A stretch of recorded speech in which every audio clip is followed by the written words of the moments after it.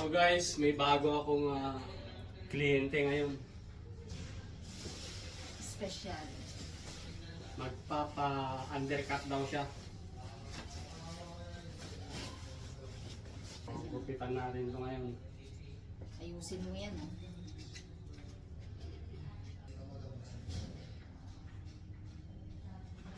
So, umpisahan na natin guys. Okay, guys.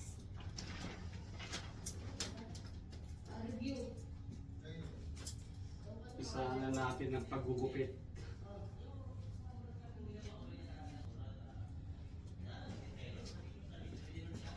Hindi ko sinabing yayara. Sabi ko lang straight.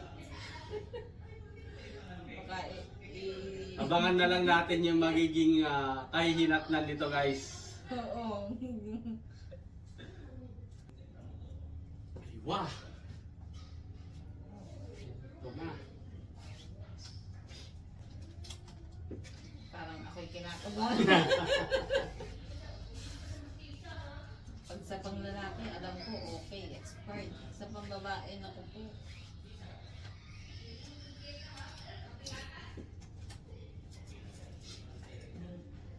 So gagamitan natin ng giant scissor.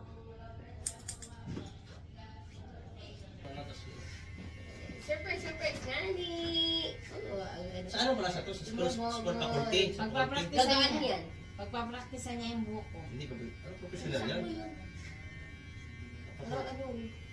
Eh, sa lalaki, expert yan. Yung trabaho mo natin sa kayo sa akin. Ate, baka maging teenager ka pag siguro mo. May bangs, parang naging Korean na. Malayo. Ano ba eh? Ganyan ba? Slash lang. Slash daw.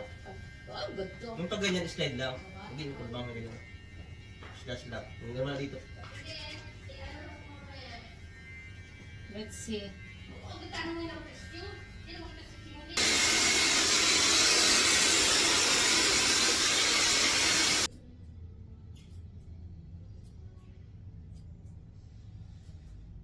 Hindi naman siya. Niloloko ko, Bet. Sabi ko, baka mailibre kita ng palabok niya. Siyempre talaga, mahal yung bayad yan. Bayad na, paggabi pa. Ay! Wala Bayad na pala yung break, kaya walang gana si Pare Chris magawa.